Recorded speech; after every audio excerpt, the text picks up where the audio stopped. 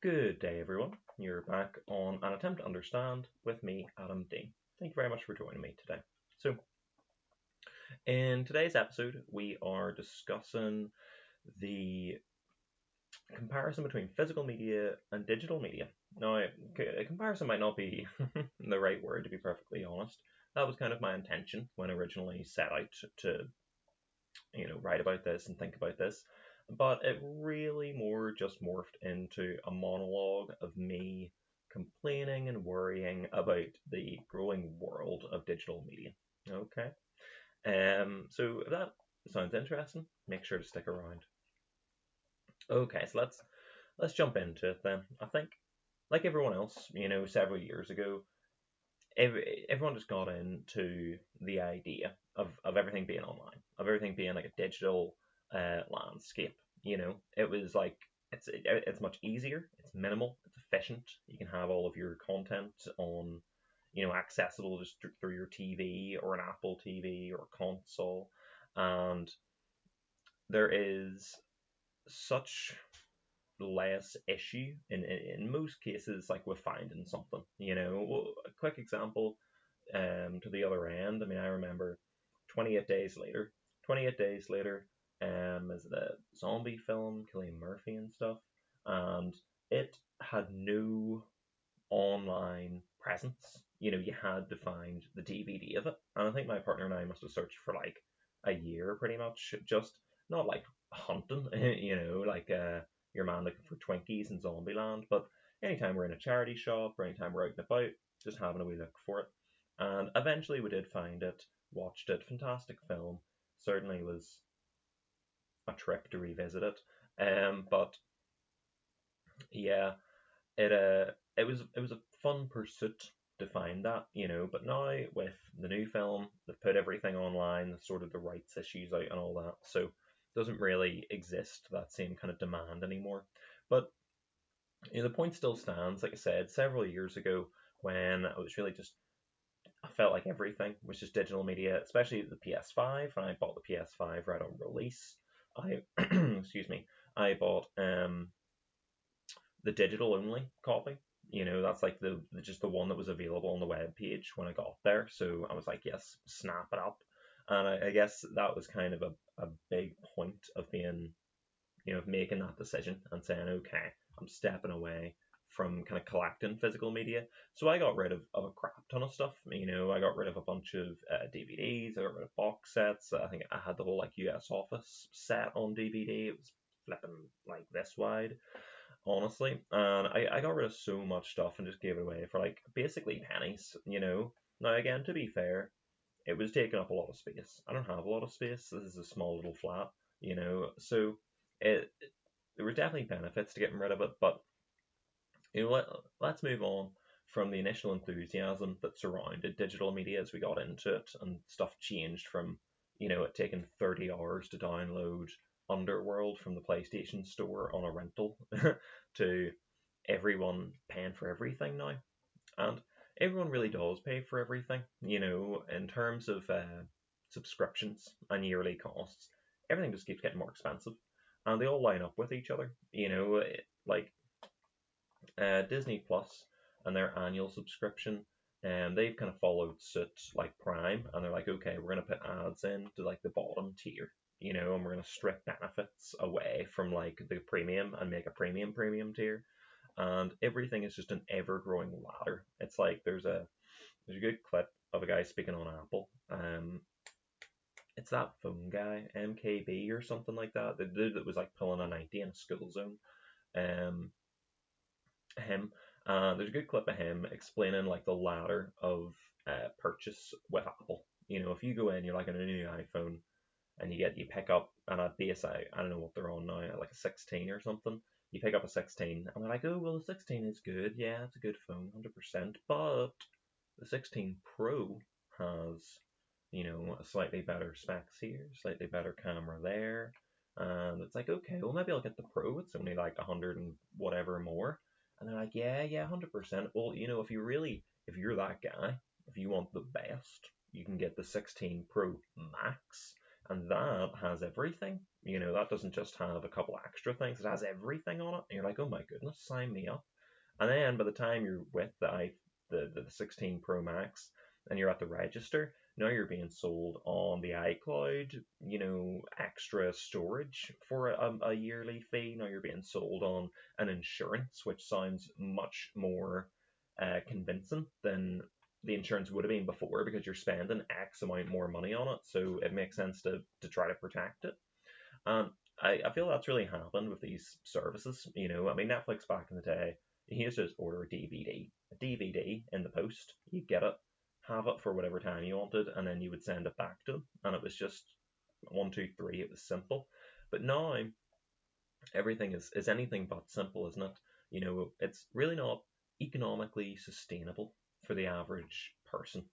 Um, Again, you get memes about everything coming around and being full circle. About back in the day, everyone's paying for like cable TV, or in the UK, we probably said like Sky TV. They're like a massive TV provider, and you would pay for Sky, and Sky even themselves they chopped up all of the services into like a million other services. So you have to get like the base package, but then you have to pay for the kids stuff, and you have to pay for the sports stuff, and you have to pay for all this, and then these streaming services came along, and it's like, hold on, this is different. They have a collection of classic films or a collection of good stuff that's there, and then they're starting to make their own pretty high quality original content. And it was really inviting at first, but when you look at multiple services that are over 10 quid a month, like £100+ a year, and when they start stacking up on each other, especially again in the UK, we have a whole TV license situation. So you pay every year. You're like auto enrolled in to pay for the right to watch TV, and the money goes in large part to BBC to fund like nationalised television. Which I think in one hand is purposeful, or is important in that a country should hold a national identity in terms of having media, especially the UK. It's like in top three exports in it. But honestly, then you get into bigger issues. Luckily you can't pull yourself out of the TV license within the UK, but if you like misstep 1 degree and put the wrong email in when you're doing it, you're gonna get a barrage of letters at your door, like honestly. So um, what I really want to talk about, and I think is really the nutshell of this topic, is the control, is the fact that we don't own digital content. When we pay like Netflix every month and we get access to their library of content, like that's understandable. It's understandable that I don't own any Netflix stuff. You know what I mean? Because I just pay a license to get me in the door and let me, peruse everything and then leave.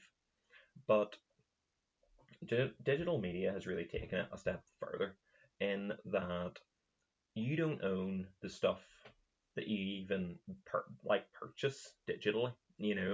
Back in the day, Amazon removed the Kindle version of like 1984. I think a version of Animal Farm as well, and they removed that like from people's devices who had actually purchased the book. And they had to do it because the third party that had uploaded like the files for those books originally didn't actually hold like the legal right to do so. And because they didn't hold the legal right, Amazon had to remove them from everyone's devices. Now, like, to be perfectly fair, it was a good while ago. I think Amazon did credit the people, like the value of whatever that book is worth to their account, but it is still a prominent stand that you don't own your stuff. When you buy something digitally, you are leaning on the shoulder of several other things continuing for you to be able to access that for the future. You are leaning on the fact that a third party didn't incorrectly or illegally upload the content to the server, which how does that even happen? You know what I mean? But you're also leaning on the fact that Amazon are going to retain the right to that, because if you own something in your library, let's say the TV show Grimm. Grimm is a fantastic TV show about a man who sees like creatures. There's like mythical people and kind of monster people and stuff like that, and they're like an animal race. And he has the ability to see these people through when they don't want to be seen, and that's what makes it Grimm. And it follows his adventures in that line. So if I own Grimm on Amazon, all 5 seasons of it, and then Amazon lose the right to distribute Grimm, even in just my area of the world, because some deal lapsed for the 10-year period of the contract, and Amazon are like, well, nobody really watches Grimm, we don't really care. We want to put the money into the new Reacher show or the Accountant 3 or whatever, then then I'm not going to have it. When I go on there, it's simply going to disappear from my library. If they don't have the rights to show it, then they no longer hold the legal rights to license me it. And that's all I'm ever doing is like holding a temporary license. You're never properly holding something in your hand. You're never holding something in your hand like all these Blu-rays and CDs and books and stuff back here. It's not like that at all. No matter what the actual detail is of the situation. Again, apart from just control itself, control kind of very much overlaps with the censorship of information. Things get very heavily censored, especially now. And I'm not here to make a whole social speech about the world being woke, which isn't even a thing, to be perfectly honest. So I'm sure just from that you can tell what side of the fence I sit on. But so much stuff is censored now. So let's talk about the biggest example. I would say the biggest example right now that comes to my mind is South Park. South Park has been, for the past like 5 years or so, had a new home on Paramount Plus. And they've had several specials and stuff like that on the Paramount service. But now they're pulling over the full back catalogue of the South Park episodes to put them onto Paramount. And Paramount have picked out about 17 episodes that they say just like cross the line or, for some reason do not hit a mark of appropriateness. So they've decided that they're going to take them out. The episodes that they were taken out, I mean, like they're offensive. They were funny. And I guess they're offensive, but I mean, South Park offends everyone. You know what I mean? Like they go at pretty much everyone equally. But let's look at one example. Okay, let's look at Trapped in the Closet. Trapped in the Closet is an episode of South Park in which Stan is mistaken by the Church of Scientology as the second coming of their founder, L. Ron Hubbard, the science fiction author. Stan is depressed at the start of the episode, and he encounters the Church of Scientology. They give him like this test where you hold wee sticks, and then they just start freaking out about like the whatever Scientology's equivalent of midichlorians is, from Star Wars, like the midichlorians in your blood. I've just rewatched the prequel series, so it's fresh in my head. But yeah, whatever the sciencey stuff that they track is, they're like, oh my god, he has a million billion of it. He must be L. Ron Hubbard. Come back. So they give Stan a whole bunch of confidence and purpose and drive, and then he goes off and he starts like writing down, a whole new chapter of like the book. He starts making like the new Bible, and you see all the top board members. They're like, oh, this is brilliant. Oh, this is amazing. And then as the episode progresses, it's called Trapped in the Closet because Tom Cruise literally goes into a closet and refuses to come out. And you go through a series of celebrities like his ex-partners, and I think R. Kelly shows up at one point, and he's doing his whole Trapped in the Closet song that they're like parodying his famous music video where it's like all one take, one story. But anyway, the point of me bringing this up was that towards the end of the episode, Stan, first of all, he's like, guys, I've wrote a whole bunch of stuff about how our members no longer have to pay us money and how we're going to support them with all of these different schemes. And then the board member turns around and he's like, what are you, a fucking idiot? Like, do you not see what you're doing here? You don't surely believe you're actually L. Ron Hubbard come here to do this, do you? Like, it's a scam. The whole thing's a scam. What are you talking about? Um, and the episode ends with Stan claiming, allegedly, that the Church of Scientology is a scam based, based or founded by, L. Ron Hubbard, and it essentially preys on vulnerable people like depressed Stan at the start of the episode, gives them a sense of confidence and purpose and drive, and then manipulates them into becoming a sole, value point for the church and just being another rung on the ladder and being another directive to get more people in. And when Stan says all of this stuff and he says it's a big scam, Tom Cruise comes flying out the closet along with everyone else that accompanied him. And they're all like, oh, we're going to sue you. We're going to sue you for this. This is horrible. How can you do this? We're going to sue you. And that's a very, again, famous aspect of the Church of Scientology, is that they're pretty quick to trigger lawsuits against people. And then Stan ends up looking like deadpan straight to camera. And he's like, go on, sue me. I'm not scared. Well, like the background of this episode. Okay, this episode originally premiered, and then it was meant to premiere again. I believe it was in March the following year. It was going to be rerun, and Tom Cruise at the time, he was so livid at the episode because it obviously brought up his history of Scientology. And again, for just to say for the context, because I know everyone looks at Scientology now and thinks that's just some batshit crazy stuff like Xenu, what?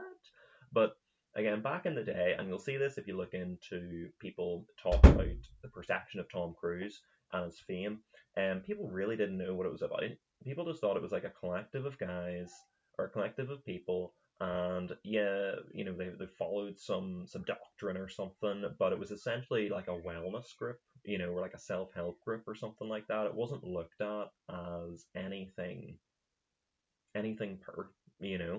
um but this episode obviously came out. It was claiming all these types of things against Scientology, and Tom Cruise allegedly said to the head of Paramount and Comedy Central at the time that he would not fulfill his marketing obligations for Mission Impossible 3, I believe it was at the time, if they allowed that show to be rerun.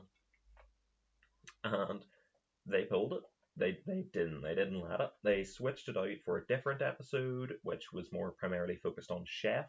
Chef is a supporting character in South Park, and again, famously, the actor who portrayed Chef is a member of the Church of Scientology, and because of that Trapped in the Closet episode, he stepped away from the show, out of what do you say, like a strike of solidarity with his cult, essentially.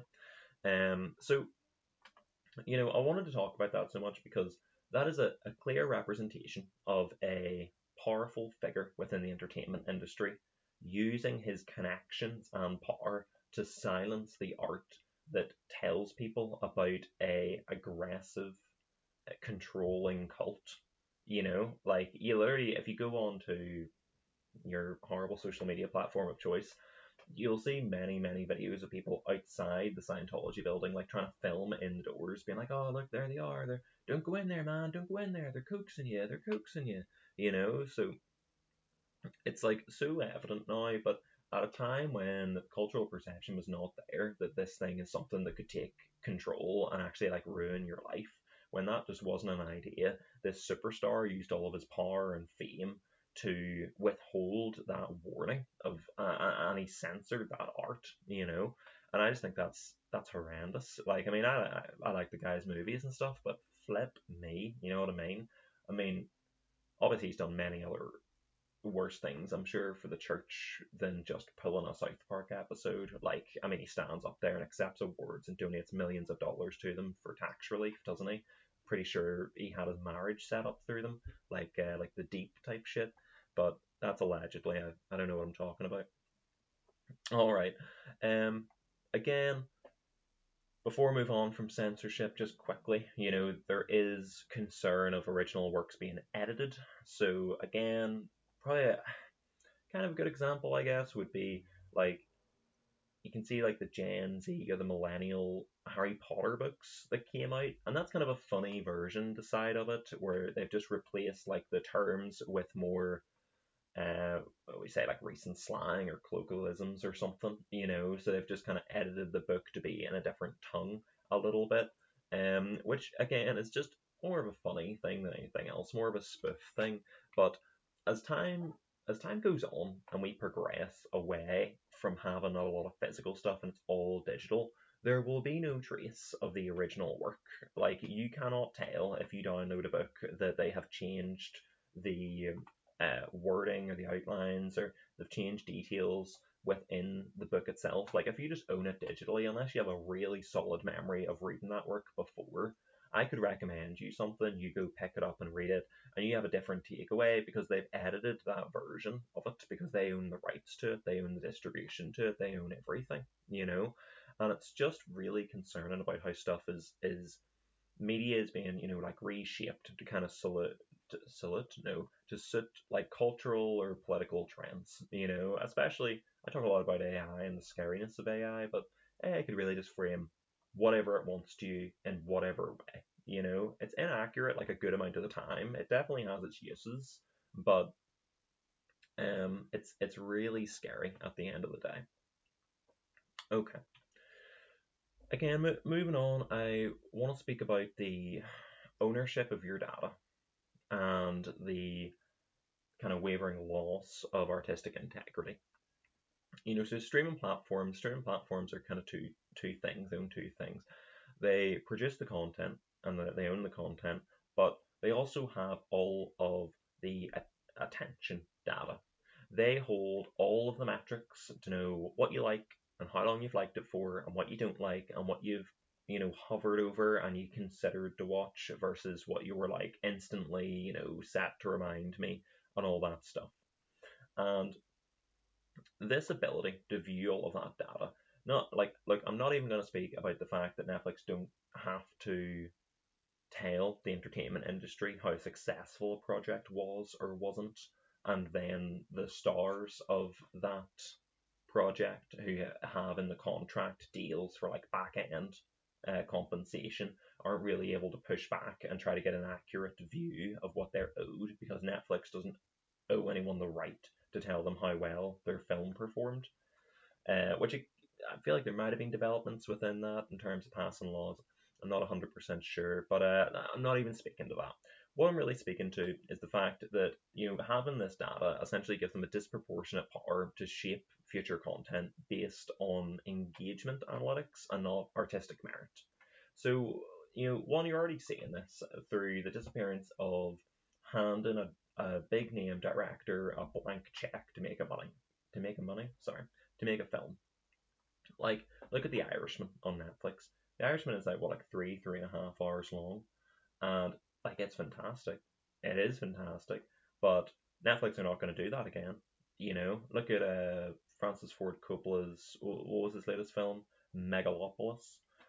Megalopolis is such a funny name. See if that's not the name, that is like a twat, but I think it is. I mean, he had to fund that himself. He sold like his vineyard or something, to fund it, and then it bombed everywhere. Um, the the guts just aren't there, like, to give artists money to make these big sprawling projects of like passion. What the money is there for now is to continue trying to multiply the shows that occupy the most airtime, which in many parts is again still not artistically uh, aspirational shows. It's not Squid Game. Now Squid Game was a tremendous success, an example, but it is very much like the 1 in 100 of the shows performance wise on Netflix. I mean, I'm pretty sure Netflix announced that it takes like 20 months or something like that for a show to earn out on average on their service. But really, that means that we're going to continually receive more and more comfort TV. And I like comfort TV. I like putting the US Office on and zoning out like anyone else does, you know what I mean? But when the highest performing media pieces on these platforms over and over again is just whatever a person is putting on because they're so mentally exhausted they don't want to focus on anything, or that they have kids there and they're so preoccupied or exhausted that they just want to put something on it that's entertaining for their kids. Like, it just means we're going to get an incredible amount of really passive stuff like Emily in Paris and like I know Bluey is a sensation. People love Bluey. I know adults watch Bluey and everything. If anyone doesn't know, Bluey is Australian or is it from New Zealand? It's one of the two. It's either from Australia or New Zealand, and it's about a dog called Bluey and his family, and it teaches kids and adults too, I guess, life lessons and such. But I think it really is meant to speak quite highly on um, topics that aren't touched on too much, like neurodivergency and stuff like that. So we're just going to continually get content that's produced for the background. We're going to continue over and over get content that is just made not made with any spirit. And look, I'm not saying that the people working on them are untalented. I'm not saying that they don't deserve to exist. I am simply voicing a concern that when the media powers that control all of the data, they know what people want, they own the production wing to produce what they want. I'm just worried that we're going to continually have subpar content produced over and over and over again just because it's a measure of filling people's time, you know? Um, and then going on to finally, we'll start to wrap up after this one, people, you're nearly there, is the cultural and artistic consequences.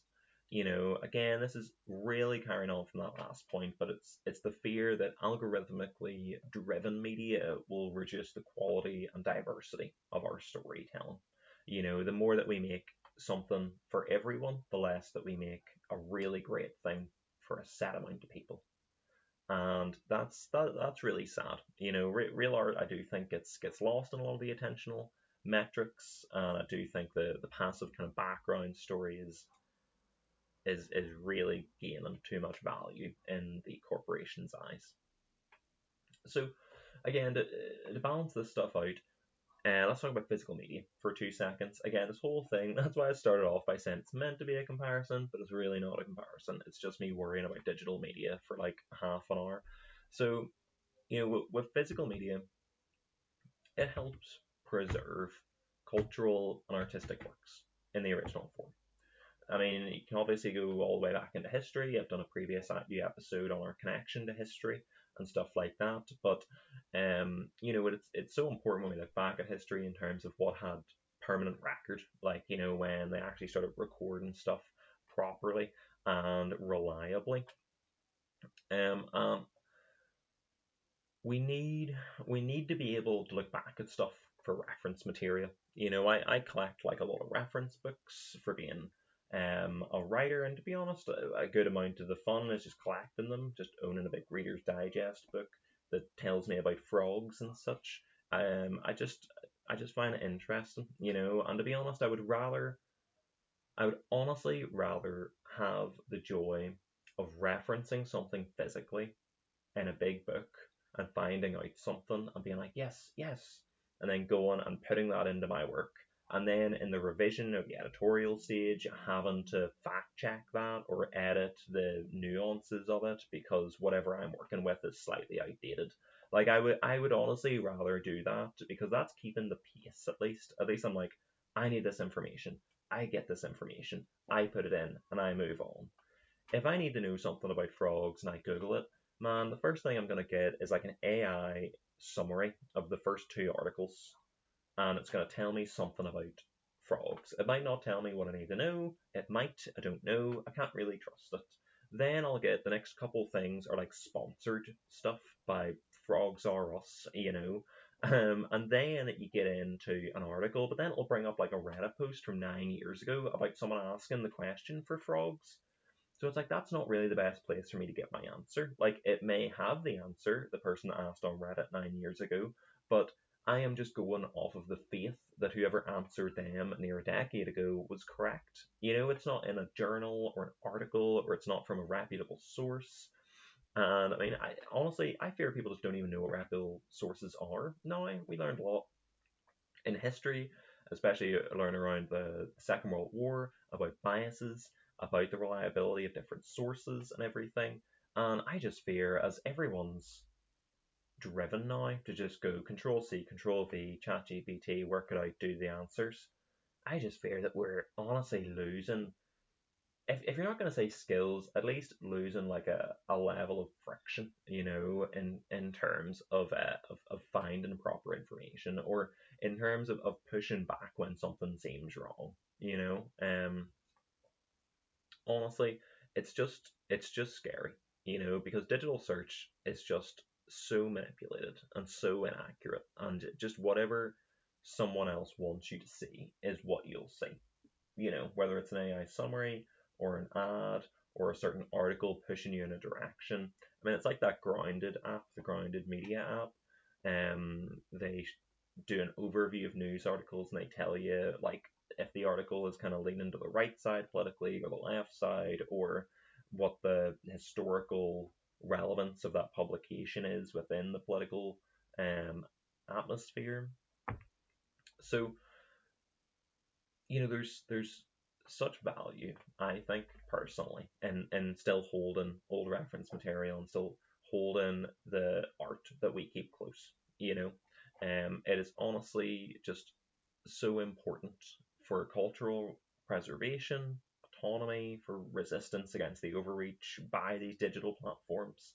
You know, um, and I think if we want to retain the control and elements of artistic integrity and ownership over our work, we need to prioritize ensuring the physical media is continued. I mean, and again, I'll end after this, but the latest Borderlands game, Borderlands is an action video game. Borderlands 4, the Ultimate Edition does not even come with the game. Like it's like £150 or something, and it comes with a little statue of a robot and some art and a necklace, and it doesn't come with the game. What's that? What is that when it's at home? You know what I mean? And it's kind of a trend of like games having a collector's edition, which only includes like the digital version of the game. Which I'm gonna be honest, I honestly thought that would be the underdog of the fight. I thought we'd always continue to get like the physical game with a collector's edition, and then never get a digital version. You'd always just have to rebuy or something. But honestly, they've flipped it, that every collector's edition comes with a code and not a physical, reminder of the game to put on the shelf.